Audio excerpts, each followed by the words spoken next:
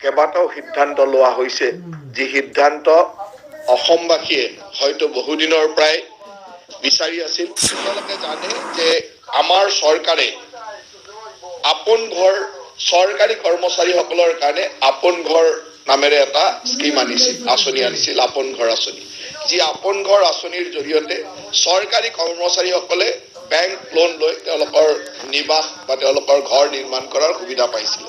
আপোনালোকে জানি আনন্দ অনুভৱ কৰিব যে এতিয়ালৈকে ৩৭,৬২৬ গৰাকী চৰকাৰী কৰ্মচাৰীয়ে প্ৰায় ৫,২২২ কোটি টকাতকৈ বেছি লোন ল'বলৈ সক্ষম হৈছে এই আপোন ঘৰ আঁচনিৰ জৰিয়তে।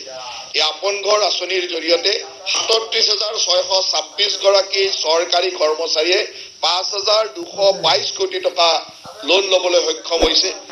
এই লোনৰ যিটো ইণ্টাৰেষ্ট ছাবভেনশ্যন আছিলে 3.5% ইণ্টাৰেষ্ট ছাবভেনশ্যনটো আমাৰ চৰকাৰে দিব বুলি কৈছিলে আগতে।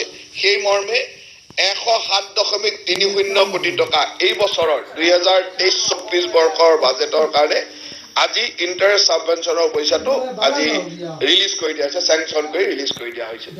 এই বছৰত এইসকল লোকৰ ইণ্টাৰেষ্ট ছাবভেনশ্যনৰ যিটো টকা ১০৭.৩০ কোটি টকা ২৩-২৪ বৰ্ষৰ এই আপোন ঘৰত লোন লোৱা লোকসকলৰ কাৰণে সেইটো আজি অসম কেবিনেটে অনুমোদন জনাই চেংচন কৰি ৰিলিজ কৰি দিয়া হৈছে।